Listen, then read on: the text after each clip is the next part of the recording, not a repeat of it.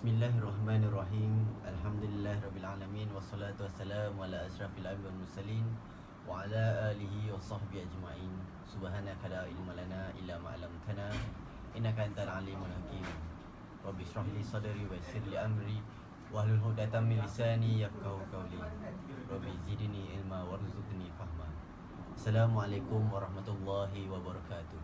My name is Muhammad Amar bin Zalhi, matric number 171250. And Assalamualaikum. My name is Muhammad Amir bin Khairuddin. My matric number is 171263. And this video will explain you about Prophet Muhammad sallallahu alaihi wasallam as a legislator. So here you go. Okay, first of all, I want to explain to you about the definition of Prophet Muhammad as a legislator. So, from our infographic, the definition is Prophet Muhammad have the authority to make the law. So, he act as the society's lawgiver. He initiated certain things which were later mentioned by the Quran. So, the further explanation about this is there's warning about for those who act against the command of Prophet Muhammad. The Holy Muhammad is for this reason. So that to act in any way against him is to act against the Sharia, and this is the only right of a legislator, not that only the knower of law.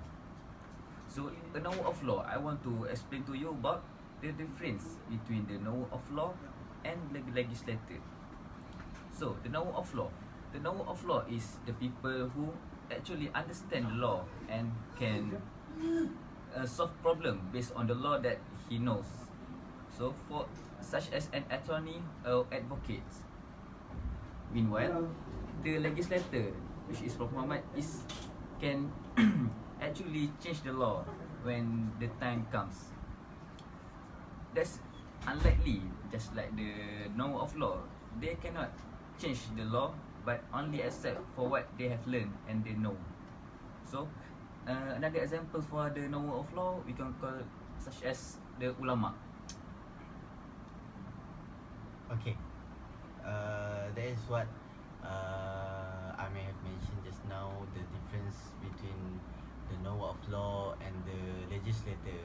Okay, we can see that Prophet Muhammad, as a legislator, he can create the law, he can change the law, and it is very different with the knower of law. They just can understand the law and follow the law. Okay, so to make it clear, Prophet Muhammad as a legislator, so we will go to the example to make it clear. Okay, for what does it call by legislator? Okay, the first example is the practice of azan. Okay, to which the Quran refers only the call. Okay, back to the Prophet Muhammad sallallahu alaihi wasallam era.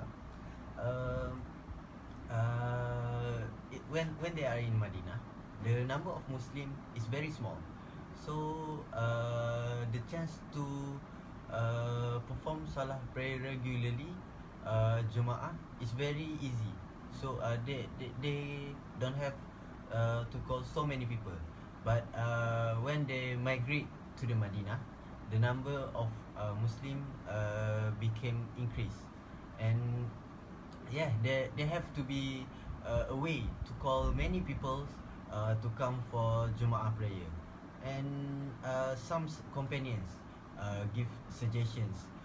Some of them told Rasulullah sallallahu alaihi wasallam to ring the bell like non-Muslims, burn the fire so Muslim can see the smoke. But most of the suggestions rejected by Rasulullah until comes a companion named Zaid. He told Rasulullah that I dreamed words of azan last night, and he told Rasulullah the words of azan that he heard in his dream, and Rasulullah sallallahu alaihi wasallam approved that things and asked Bilal to recite azan loudly. And comes Umar bin Al-Khattab, says that this is the words, these words of azan is what I heard in my dream last night. So it is very concrete that the azan is the way to call Muslims to come for Jumaat prayer, even though the Quran didn't mention it before the azan. The way to come for Jumaat prayer is not available yet. Okay, so we go to the second example, which is the punishment of zina. Okay, the punishment for zina doesn't mention in the Al-Quran, but Prophet Muhammad sallallahu alaihi wasallam decided to make it the stroke stone. Okay, is the punishment for adultery. So it is very clear that Prophet Muhammad sallallahu alaihi wasallam, as a legislator, create the law and to give explain nation of the Quran, the extension of the Quran for Muslims. And yeah, we as a Muslim should obey Quran and Sunnah. Okay, so Amir, any additional extra things? Okay, I think I have one thing to add. It is the okay. So the Almighty Allah Subhanahu wa Taala says, "Oh beloved, you say, if you love Allah, then obey me. Allah will make you His beloved." Every person knows that the meaning of obedience is this: that one should follow every command that has been given, and to practice accordingly. From this verse, it is evidence that we have to obey any command that is given by the Prophet Sallallahu Alaihi Wasallam. This shows that the Prophet has been blessed with the right to give any command he wishes to the Ummah. This is the meaning of a legislator. And also, Allah Almighty says, "Whomsoever does contrary to the command of Prophet after the truth has been made apparent, and who go on the path of any other than that of the believers, we will turn him in direction to which he has gone, and will place him in hell." Auzubillah min zalik.